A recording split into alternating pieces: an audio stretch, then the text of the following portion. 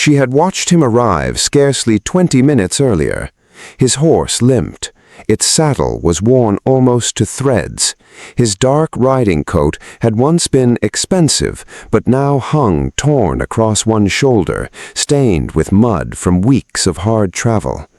He looked like every ruined gentleman England had quietly forgotten. So she'd done what her father had taught her before his death. Offer bread, offer water, never ask questions first. Yet instead of gratitude, she had received correction. "You mistake pride for arrogance." "I beg your pardon?" Elizabeth Ashcombe stopped so abruptly that the basket of fresh bread against her arm tipped sideways. The man standing beside the watering trough did not repeat himself. He simply lifted the dented tin cup to his lips, drank the last of the water she'd offered him, and handed the cup back with a quiet nod. "I said that you mistake pride for arrogance." Around them, the coaching inn's yard carried on as though nothing unusual had happened. Stable boys hurried between horses. A blacksmith hammered somewhere beyond the sheds. Travelers shouted for luggage. Wagons rattled over frozen ruts. But within the small circle between Elizabeth and the stranger, everything had gone strangely still. "You refused my charity," Elizabeth said carefully. "I refused your pity. There is a difference, a very large one." His voice remained calm, almost irritatingly calm, and that somehow angered her more than if he had shouted. Elizabeth folded her arms. "You are either the proudest beggar I've ever met, or the poorest gentleman." For the first time, something very close to amusement crossed his face. "I've been accused of both." His gray eyes met hers, steady, clear, far too intelligent for a common drifter. "You carry yourself," she continued, studying him now, "as though this inn belongs to you." "No." A faint smile. "I simply refuse to let misfortune decide how I stand." You frown.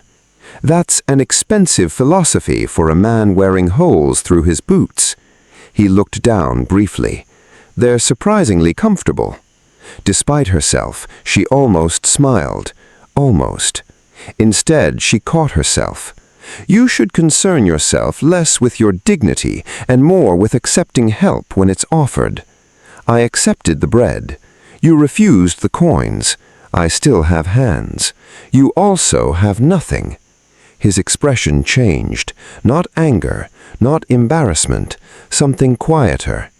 "Nothing," he repeated. "Is that what you see?" Elizabeth hesitated, because now that she truly looked, his boots were ruined, his coat was patched, his gloves had been mended so many times the leather hardly resembled leather anymore. Yet, nothing else about him fit. His speech, his posture, even the way he stood beside the horse, straight-backed, balanced, controlled, like a cavalry officer. Or, no, something higher, far higher. "You've never worked with your hands," she said suddenly. One eyebrow lifted. "No, because the calluses are wrong." He blinked, then looked at his own hands. "You noticed?" "My father raised horses." She nodded toward his palms. "Those aren't laborers' hands. They've become something close, but not close enough." Silence stretched between them. Finally, he gave a quiet laugh. "I underestimated you." "I imagine you underestimate many people." "Only myself." That answer unsettled her more than any boast could have. Before she could reply, "Elizabeth," her mother's voice cut cleanly across the courtyard. Lady Eleanor Ashcombe descended from the carriage with her usual impossible grace, despite the frozen ground beneath her boots. Every servant nearby straightened instantly. Elizabeth did the same. "I wondered where you disappeared." "I was only—" Her mother stopped beside her. Her eyes swept once over the stranger, from worn boots to torn coat to the scar disappearing beneath his collar. Her expression cooled immediately. "I see." Elizabeth knew that tone. It meant judgment, swift, complete. "You've been entertaining travelers again." He needed food. The parish provides food. He hadn't reached the parish. Lady Eleanor turned toward the stranger. "You have received my daughter's kindness." "I have. And now you should continue your journey." The stranger inclined his head politely. "I intend to." Elizabeth expected him to leave immediately.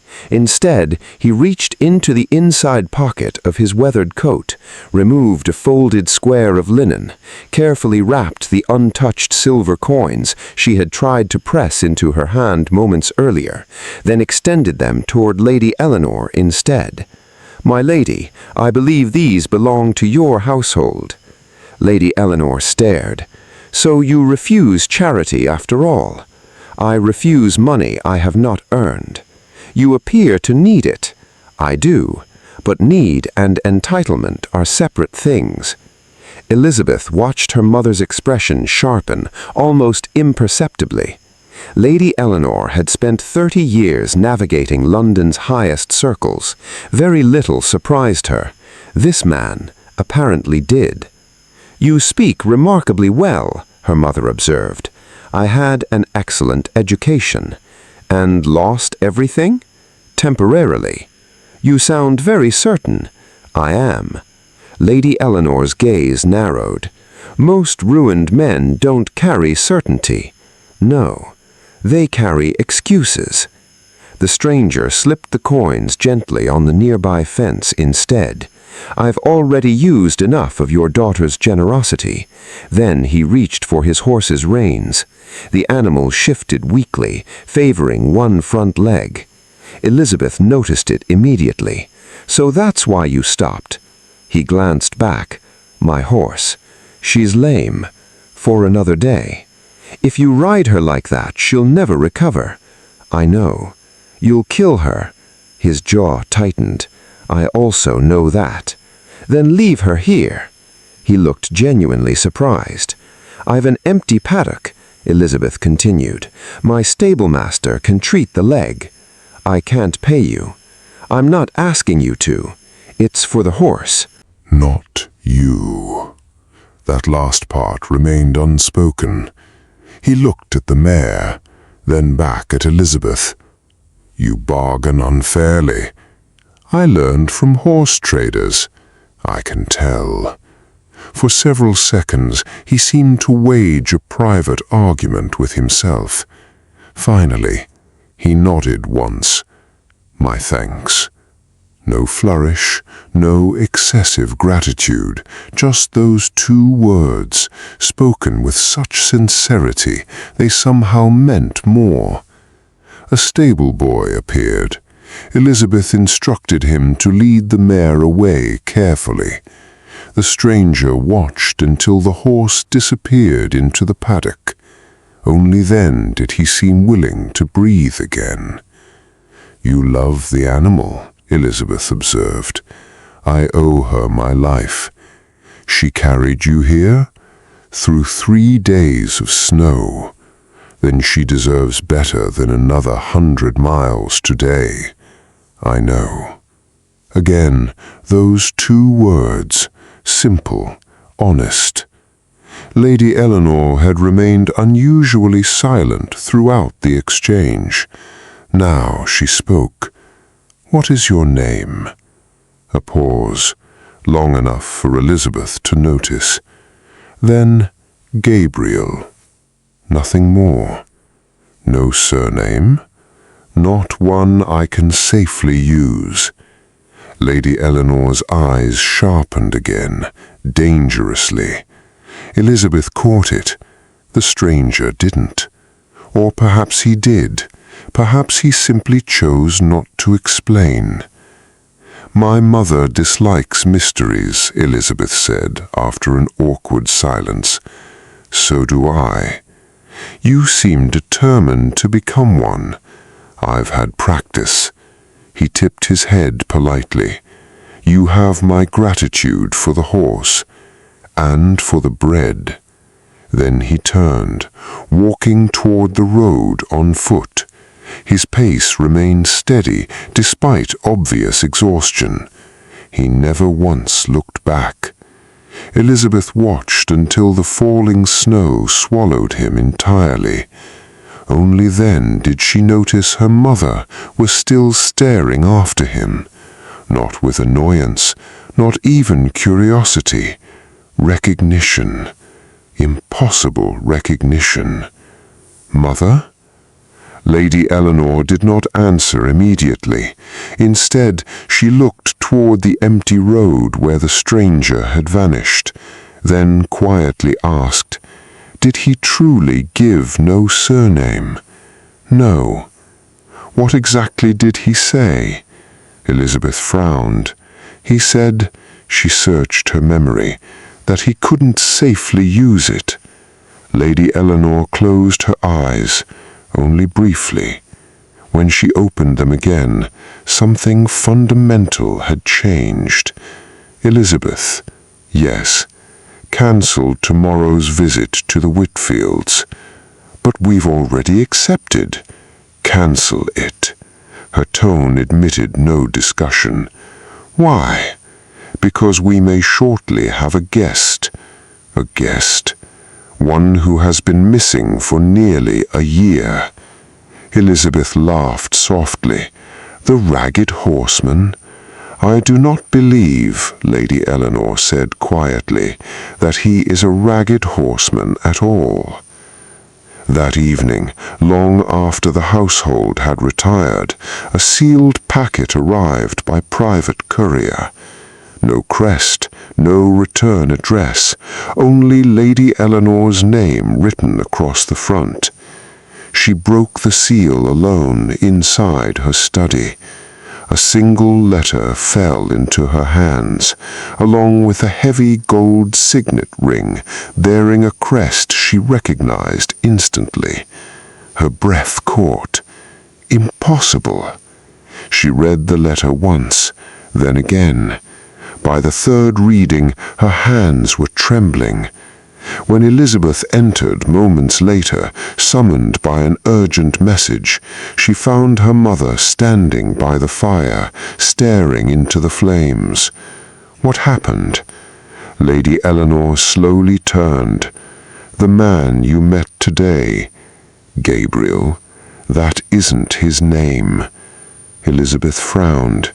"Then who is he?" Her mother looked directly into her eyes. "The missing Duke of Blackmere." Silence crashed between them. Elizabeth actually laughed. "No. Yes. The Duke vanished almost a year ago." "He did. They said he drowned crossing into Scotland." "They were wrong." Elizabeth tried to make sense of it. The coat, a disguise. The horse, a necessity. The missing surname. Lady Eleanor nodded once. Exactly. Elizabeth stared at the fire. The conversation in the stable yard replayed itself inside her mind. "You mistake pride for arrogance." "Nothing. Is that what you see?" Not one sentence sounded the same anymore. Finally, she whispered, "Why would a duke hide as a beggar?" Lady Eleanor folded the letter carefully. "Because someone powerful wanted England to believe he was dead." Elizabeth felt a chill that had nothing to do with winter. Then her mother spoke the words that shattered what remained of the evening. "I made your father a promise 15 years ago." Elizabeth looked up. "A promise. If Gabriel Blackmere ever came to our door in need," Lady Eleanor's voice remained steady, "our family would protect him." Elizabeth frowned. "What does that have to do with me?" Her mother's eyes softened. Everything became terribly quiet. "Because," she said, "tomorrow morning you are going to marry him." The following afternoon, Eleanor Ashcombe was still furious, not because the stranger had spoken to her, not even because he had dared laugh. She was furious because she had thought about him all night.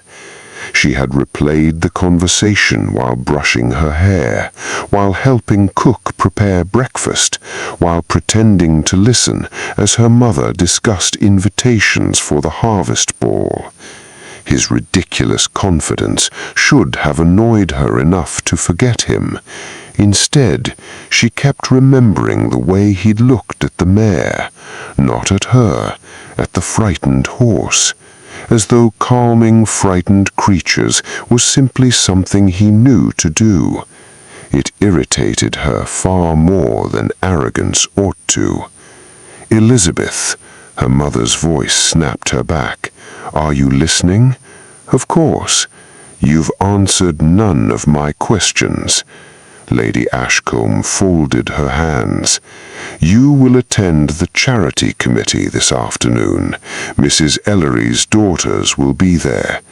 Elizabeth sighed. "They only want to discuss ribbons. They are discussing the hospital fund. They'll spend 10 minutes discussing the hospital and 2 hours arguing over ribbons."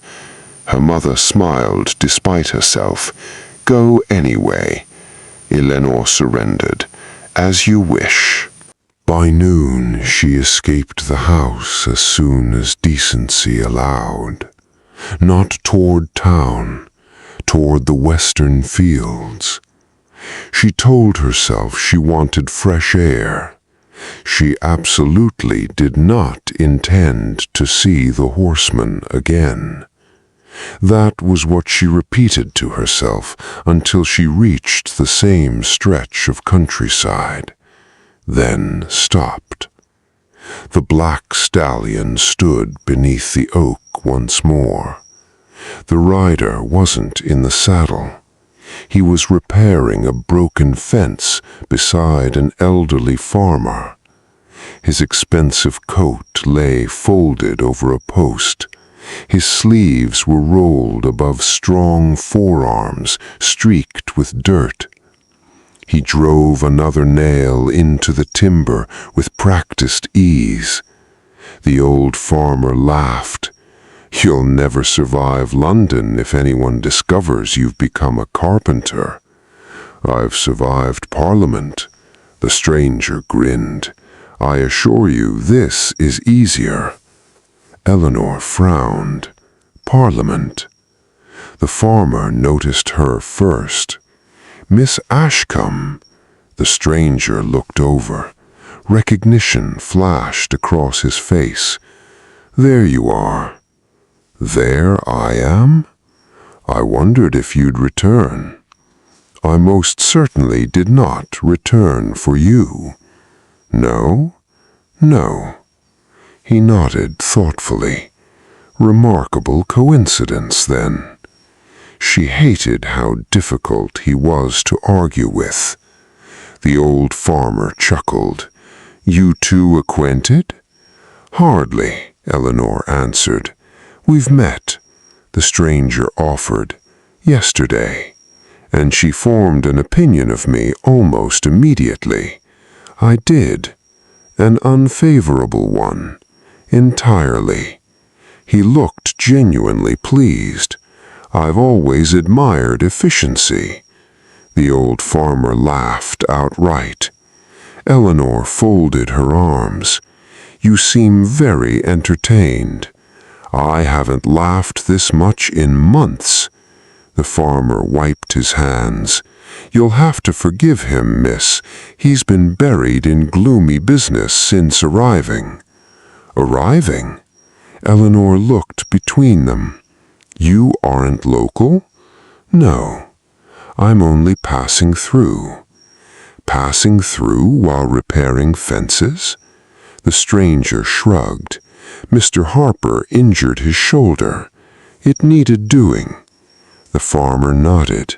"Wouldn't take payment either." "I accepted lunch." "That's hardly payment. It was excellent stew."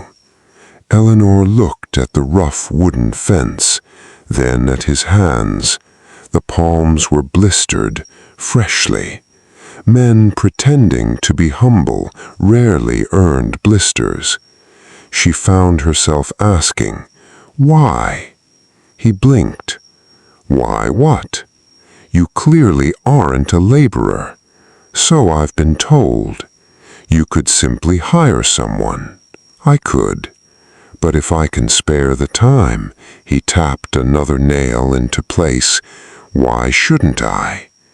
There was no performance in the answer, no dramatic pause, no expectation of praise, just a statement, oddly matter-of-fact, the sort of answer impossible to dismiss as rehearsed. Mr. Harper stretched his aching shoulder. There. Done. He admired the repaired fence. Better than new. The stranger stepped back. "I've had a good teacher." "You've had 30 years of watching me fix everything badly." They both laughed. It sounded comfortable, old, like friendship. Eleanor couldn't remember ever seeing a gentleman laugh so easily with a tenant farmer. Most noblemen barely remembered their tenants' names.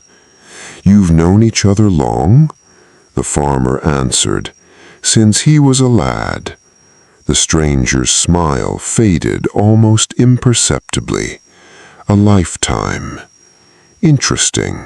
He'd claimed yesterday not to belong nearby, yet the farmer had watched him grow up. Before Eleanor could ask another question, hoofbeats sounded from the road, fast, urgent. A liveried rider approached at speed. He pulled his horse to a halt, breathing hard. "There you are, sir." The stranger's expression changed instantly. The warmth disappeared. "What happened?" "A messenger from London." The servant lowered his voice. "They've called another meeting." Mr. Harper sighed. "So soon?" "I'm afraid so." The servant continued. "The trustees refuse to wait." Eleanor noticed the stranger go completely still. "What about the documents?" "They've arrived." "And Lord Pembroke?" "Already in the city." Silence. Heavy silence. The stranger rubbed a hand across his jaw. "I'll leave within an hour." Mr. Harper looked disappointed. "You've only been here 3 days." "I know." "I promised I'd finish your roof." "You've already done enough." "No." The stranger looked toward the farmhouse. "I keep my promises." He turned to the servant. "We leave tomorrow morning instead." "But, sir—" "Tomorrow." The servant bowed. "Yes, sir." He rode away. Eleanor watched him disappear before looking back. The stranger was gathering his coat. "You postpone important business to finish repairing a roof?" "I said I would."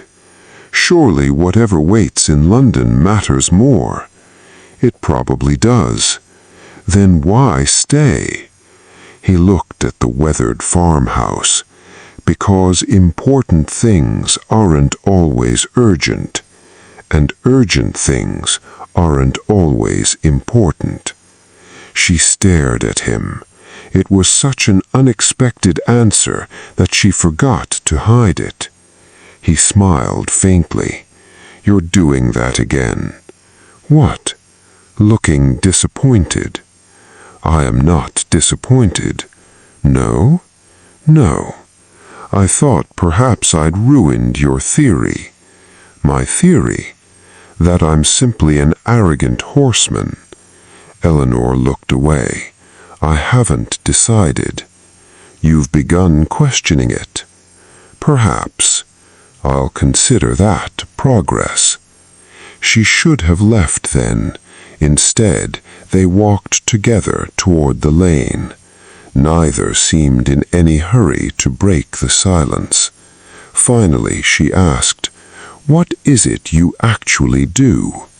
He glanced sideways. "I solve difficult problems." "That tells me nothing." "It's meant to." "So you're secretive." "Occasionally." "And mysterious." "Only when necessary." "Do you answer any question directly?" "Some." "Name one." He smiled. "My favorite color is green." She laughed before she could stop herself. A real laugh. His eyes lit with unmistakable satisfaction. "There." "What?" "I knew you could." She instantly regretted laughing. "You are insufferable." "I've heard that." "Often?" "From intelligent women." She rolled her eyes. "Good afternoon." She paused. "You never actually told me your surname." For the first time, he hesitated, just for a heartbeat. Then, Kane. Alistair Kane. It sounded truthful, yet somehow incomplete. Before she could ask more, another carriage rounded the bend. Unlike the earlier messenger, this one carried the Ashcombe crest. It stopped beside Eleanor. The family butler stepped down, looking alarmed. "Miss Ashcombe." "What is it?"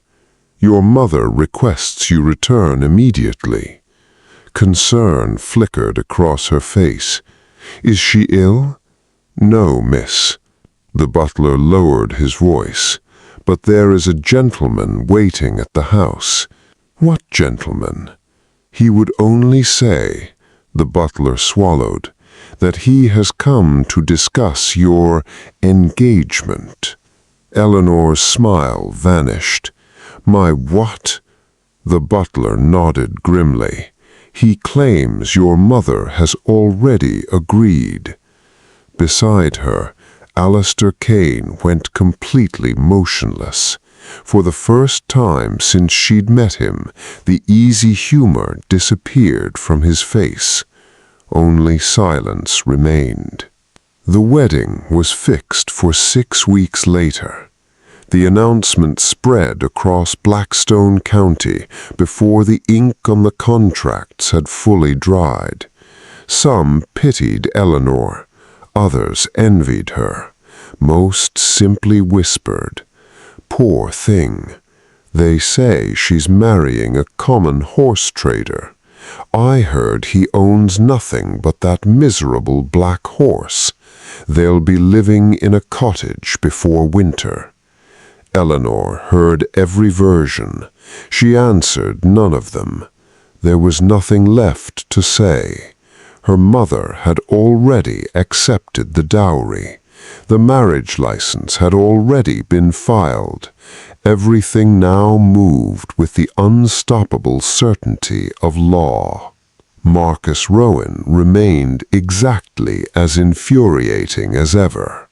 He arrived every Wednesday, never late, never early, always on horseback, always in the same worn riding coat, always looking as though the opinions of everyone around him weighed less than dust.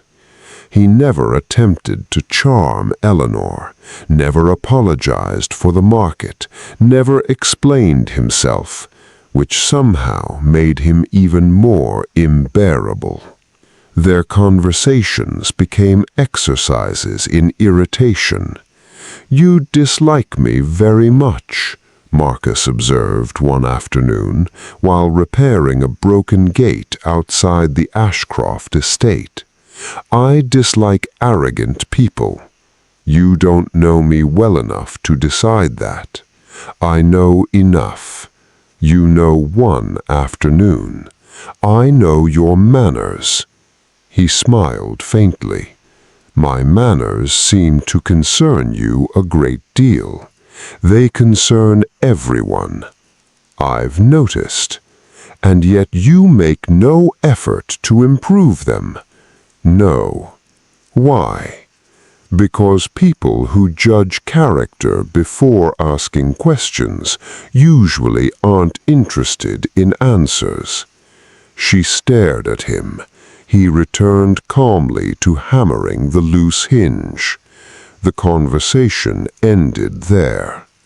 Yet somehow she found herself thinking about it long afterwards.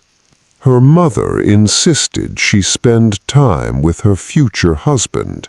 A marriage cannot begin between strangers. We are strangers.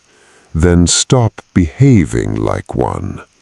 So Eleanor reluctantly accompanied Marcus whenever propriety required. She expected expensive dinners. He took her to inspect livestock. She expected flowers. He bought seed grain for struggling tenant farmers. She expected courtship. He spent an hour helping an elderly widow repair her leaking roof, without introducing himself, without expecting thanks, without even remaining long enough for tea. On the ride home, she finally asked, "Do you know her?" "No." Then why help? Because she needed help. Most men would have hired workers. It would have taken 3 days. You repaired it yourself. I know how. You speak like a laborer. I've done labor. You? Yes. She looked at his hands, for the first time, not glancing, actually looking. The hands weren't soft. They carried old scars, calluses, burn marks, knuckles that had clearly been broken years earlier. Not the hands of an idle laborer, not the hands of someone pretending poverty. The realization unsettled her. 2 weeks before the wedding, another incident changed everything. Eleanor had ridden into Blackstone Market alone to purchase ribbon for the ceremony. As she exited the mercer's shop, she heard shouting. A young stable boy had dropped a crate of apples into the muddy street. The merchant exploded. "You useless fool!" The boy couldn't have been older than 12. "I'm sorry, sir." "Sorry?" The merchant struck him hard across the face. The crowd watched. No one moved. The boy bent to gather bruised apples with trembling hands. The merchant kicked the basket away. "You'll pay for every rotten one." Eleanor froze. She hated scenes, always had. Someone else would intervene, surely. No one did. Then another voice arrived. "That will be enough." Marcus. He stepped from the crowd without hurry. The merchant sneered. "This doesn't concern you." "It concerns me now. The Ashel brat destroyed my stock. The apples fell. They're ruined." Marcus bent, picked one from the mud, wiped it clean against his sleeve, then bit into it, perfectly calmly. He chewed, swallowed. "Tastes fine." The crowd laughed quietly. The merchant flushed. "You've embarrassed me." "No," Marcus replied evenly. "You managed that yourself." The merchant stepped closer. "You've no authority here." Marcus reached into his pocket, removed several sovereigns, enough to replace every apple, and then some. He placed them on the crate. "There. Now leave the child alone." The merchant hesitated. Money settled arguments faster than pride. He snatched the coins, grumbled, walked away. Marcus crouched before the boy. "You hurt?" The child nodded uncertainly. Marcus handed him another coin. "For supper." "I can't take that." "You can. My mother says charity. This isn't charity." "What is it?" Marcus smiled. "It's tomorrow's wages. I don't work for you. You do tomorrow." The boy blinked. Marcus continued. "My eastern stable needs another pair of hands. You start at sunrise." The boy stared. "You mean it?" "I don't joke about employment." The boy's eyes filled with tears. "Thank you, sir." Marcus simply nodded. "Be on time." The boy ran, still clutching the coin. Eleanor had watched every second. Marcus turned. "You've been standing there a while." "I saw everything." "So did everyone else." "They did nothing." "No.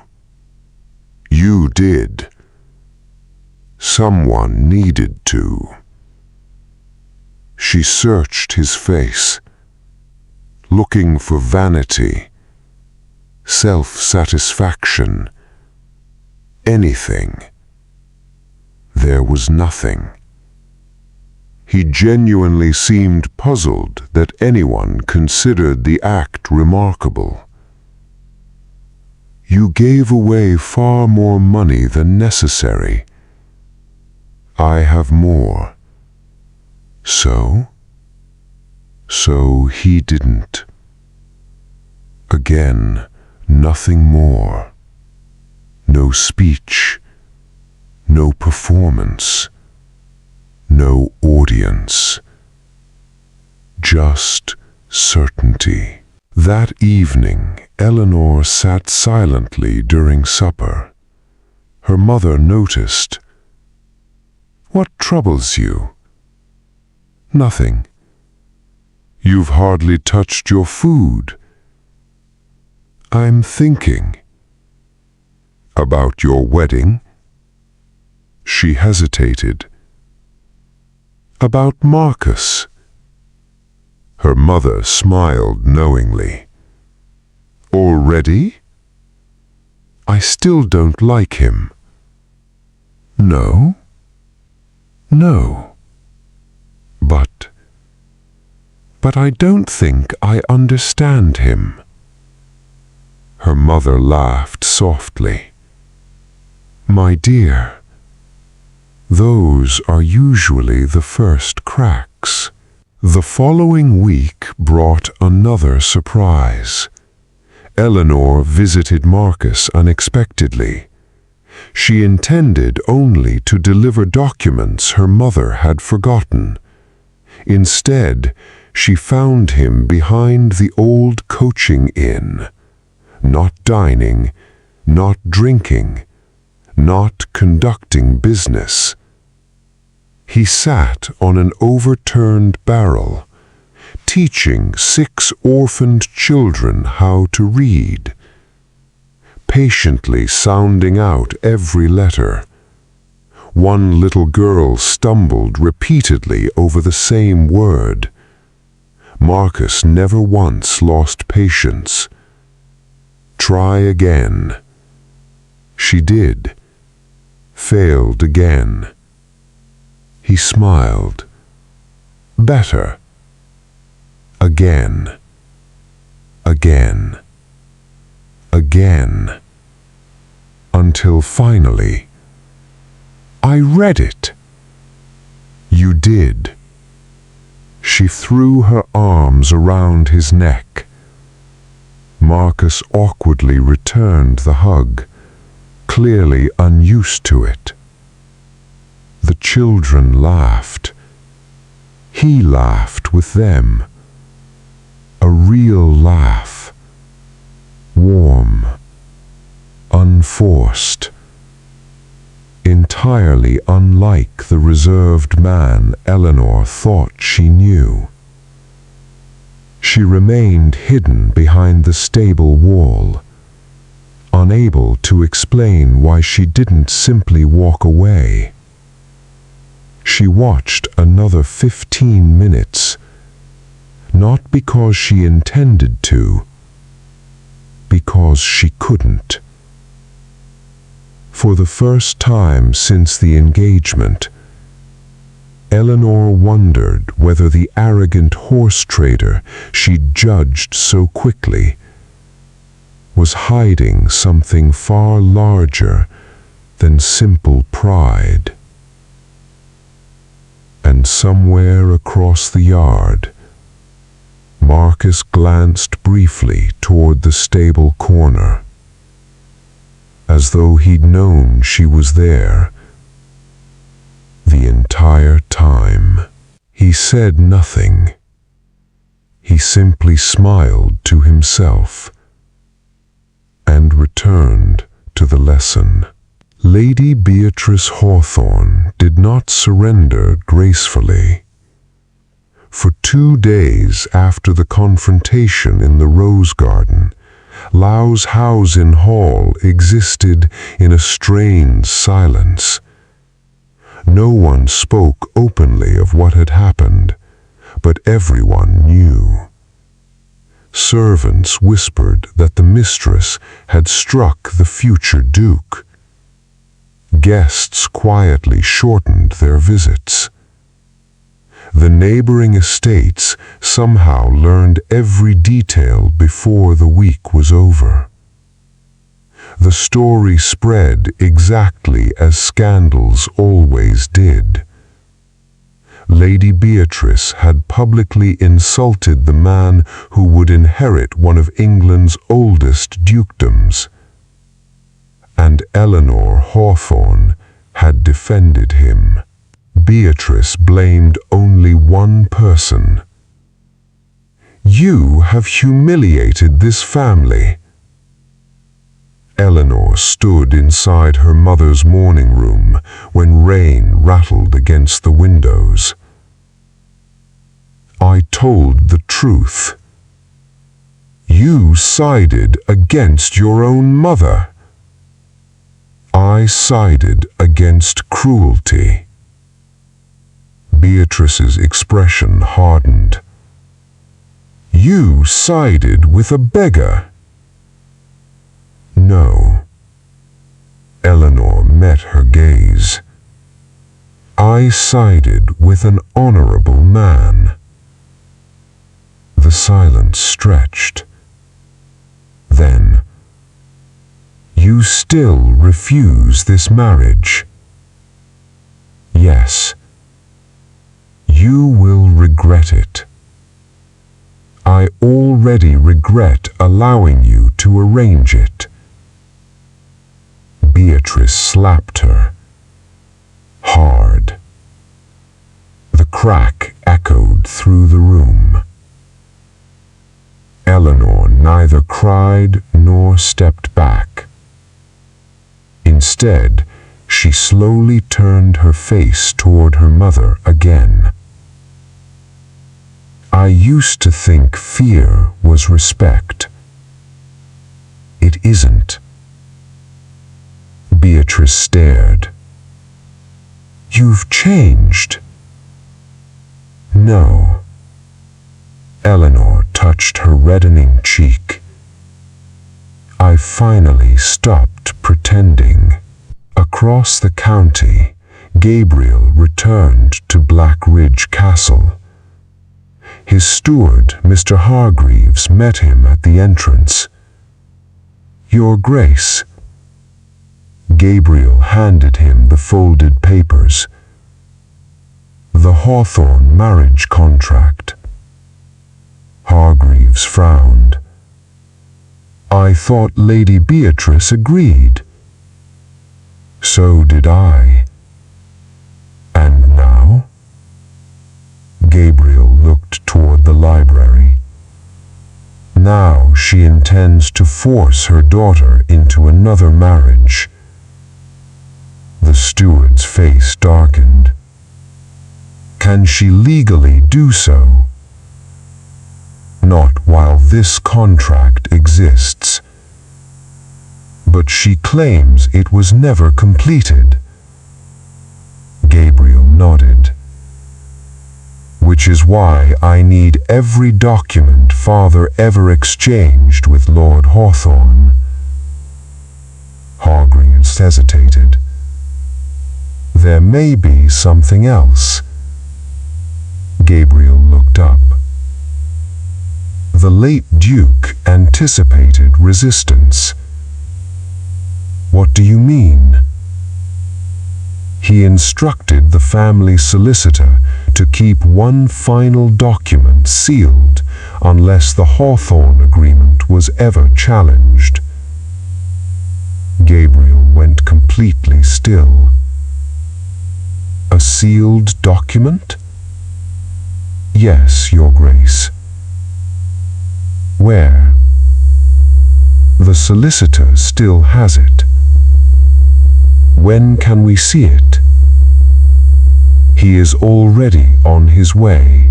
By evening, the solicitor arrived. Mr. Pembroke was nearly 70, meticulous, precise. He carried an iron dispatch box chained shut. I was instructed, he said quietly, to deliver this only if the Hawthorne agreement was ever disputed. Gabriel unlocked the box. Inside lay a single envelope. His father's seal remained untouched. He broke it, read, then read it again. His expression changed completely. What is it? Gabriel looked up. My father knew. Knew what? Everything. He handed the letter across. Hargreaves read aloud. Should Lady Beatrice attempt to void this agreement, remind her that Hawthorne Hall no longer belongs entirely to the Hawthorne family. 23 years ago, when Lord Hawthorne faced financial ruin, I purchased half the estate through a private trust. The documents remain sealed until necessary.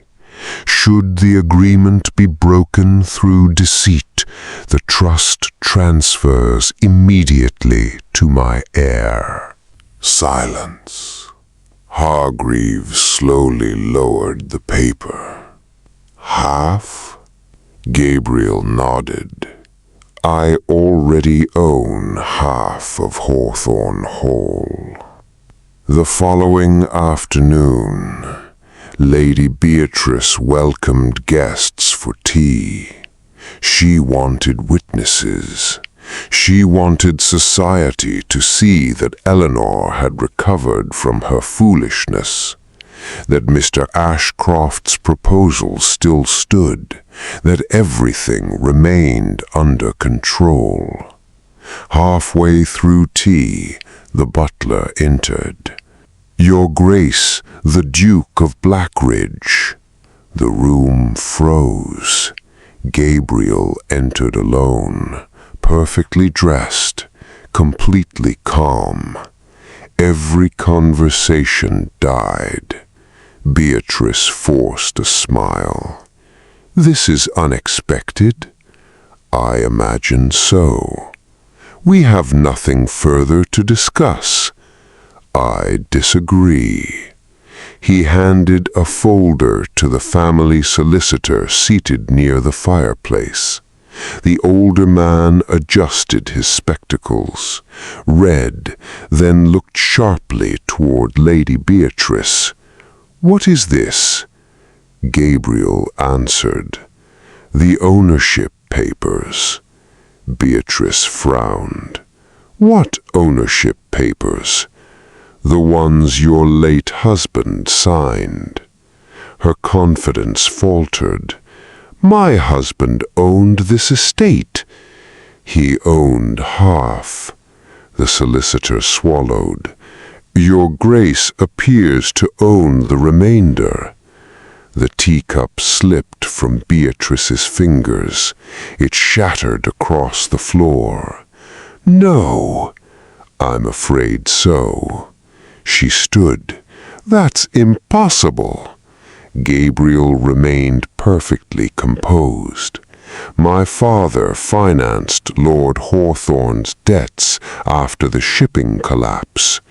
"He never told me." "He wasn't permitted to." The solicitor cleared his throat. "The documents appear entirely legitimate." Guests exchanged stunned glances. One elderly gentleman whispered, "Good Lord!" Gabriel continued. "The agreement required complete confidentiality until either family attempted to violate the marriage contract." He looked directly at Beatrice. "You violated it." She stared at him, speechless. "So the documents became active." The solicitor nodded reluctantly. "It appears, legally, yes." Gabriel stepped closer. "I have no interest in taking Hawthorne Hall." Beatrice finally found her voice. "What do you want?"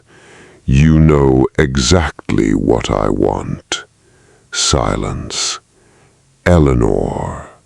Another silence. "I intend to marry the woman your husband chose for me." Beatrice laughed, a brittle laugh. "You believe owning half this house gives you the right to dictate my daughter's future?" "No." Gabriel's answer came immediately. "I believe Eleanor has that right." He turned. "Eleanor?" She had entered unnoticed moments earlier, standing quietly in the doorway, watching everything. Gabriel faced her, not her mother, not the guests, only her. "I will not force you." The room listened. "If you choose another man," his voice remained steady, "I will personally tear up every agreement between our families." He reached inside his coat, removed the marriage contract, held it out. "You owe me nothing." Every guest watched. Gabriel extended the papers toward her.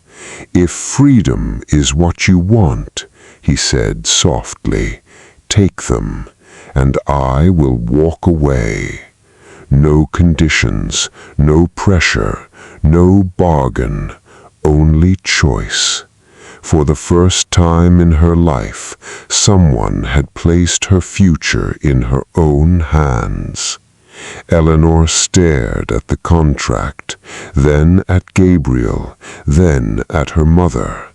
Lady Beatrice said nothing, because for the first time she no longer controlled the room, and for the first time neither did the marriage contract.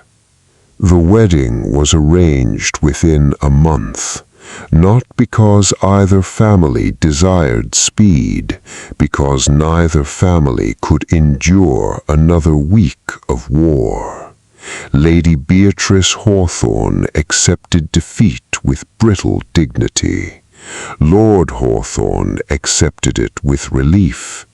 Evelyn accepted it with resentment sharp enough to bleed, and Rowan Blackwood accepted it with the same maddening calm that had infuriated her from the beginning.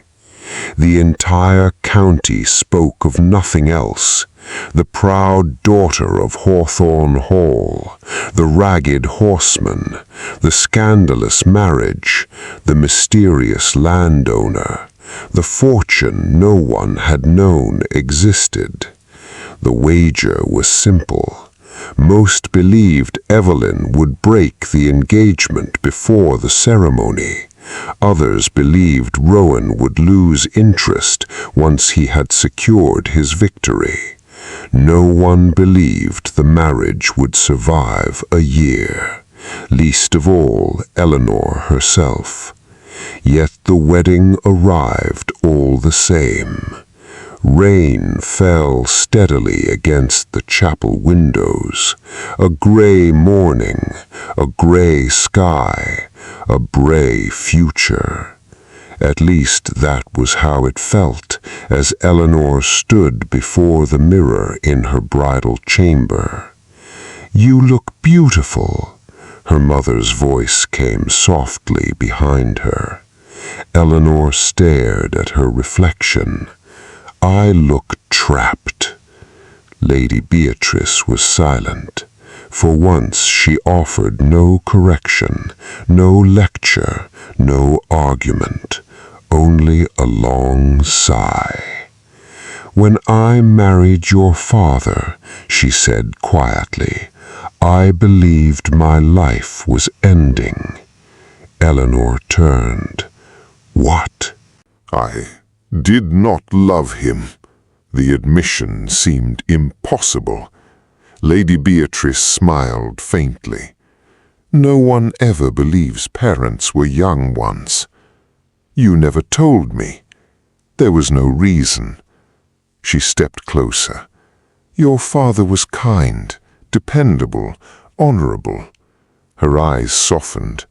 "And I spent years wishing he were exciting."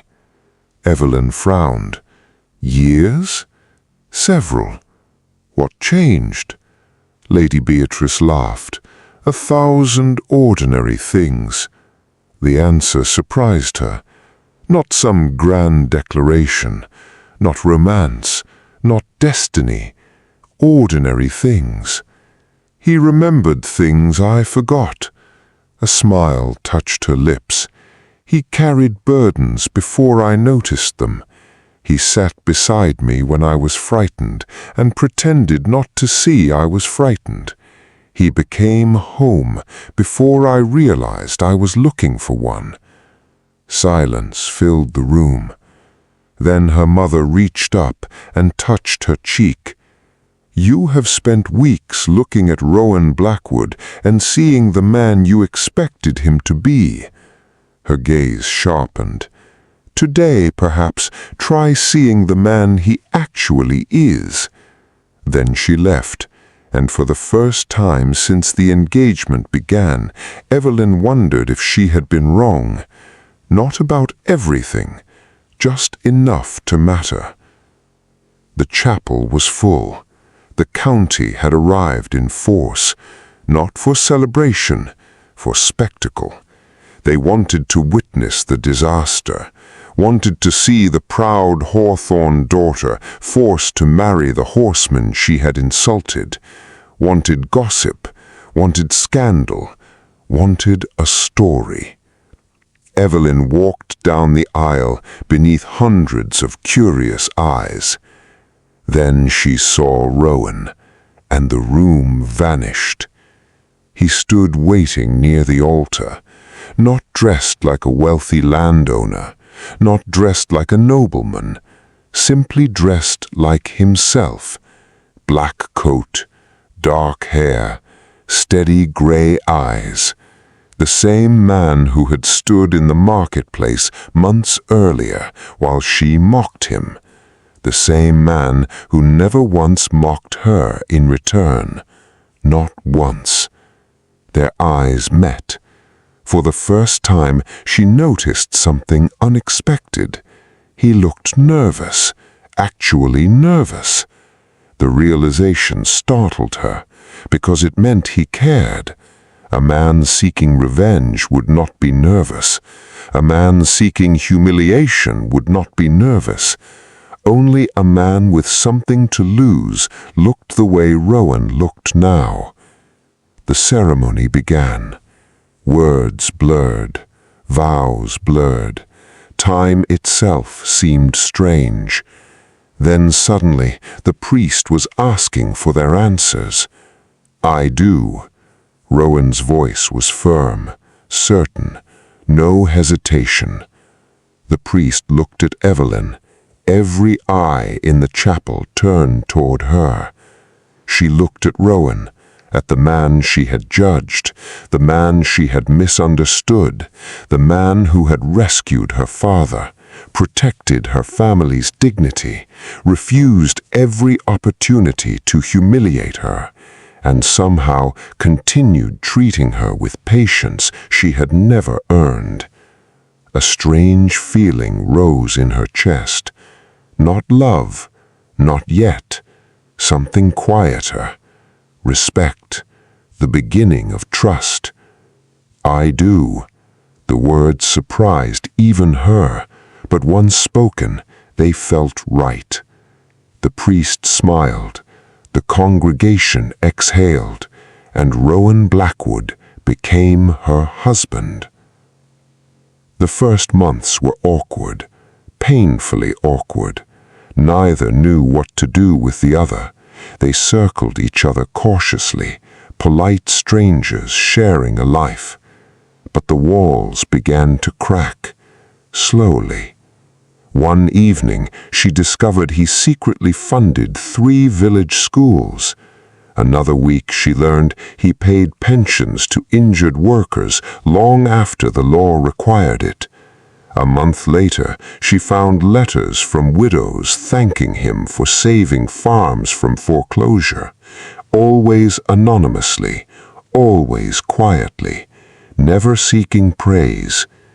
Every discovery dismantled another piece of the man she thought she knew, and every discovery left her increasingly ashamed of her first judgment. The realization arrived one autumn evening, without warning, without drama, without any grand declaration. She was sitting beside him in the library, reading. The fire burned softly. Rain tapped against the windows. Rowan was reviewing estate accounts. Neither had spoken in nearly an hour. Then suddenly, Evelyn realized she was happy. Not excited, not dazzled. Happy. The kind of happiness her mother had described. The ordinary kind, the dangerous kind. The kind that becomes love before you notice it happening. She looked up. Rowan glanced over. "What?" She smiled. "Nothing." His eyes narrowed suspiciously, then softened and smiled back. That was the moment. Not the wedding, not the proposal, not the argument. That moment. A year later, at a spring fair in the village square, a young woman stopped Rowan beside a fruit stall. "Are you truly the Horseman?" The question made several people laugh. Rowan nodded. "I was." The woman pointed toward Evelyn. "And that's the lady who called you arrogant?" Evelyn groaned. The story had become local legend. Rowan's eyes gleamed with amusement. "It is." The woman looked confused. "But if she insulted you, why did you marry her?" A crowd was already listening, waiting. Evelyn prepared herself for embarrassment. Instead, Rowan answered simply, "Because she was wrong about me." The crowd chuckled. Then he looked at Evelyn. "And because I was wrong about her." The laughter faded. The warmth remained. Evelyn slipped her hand into his. No embarrassment, no resentment, no pride, just certainty, the kind that arrives only after every illusion has been stripped away. Years later, people would still tell the story about the proud young woman, the ragged horseman, the insult, the forced marriage, but they always got one part wrong. They believed the story began in the marketplace. Evelyn knew better. The story truly began the moment she stopped looking at Rowan Blackwood and started seeing him, and from that moment onward, she never once looked away.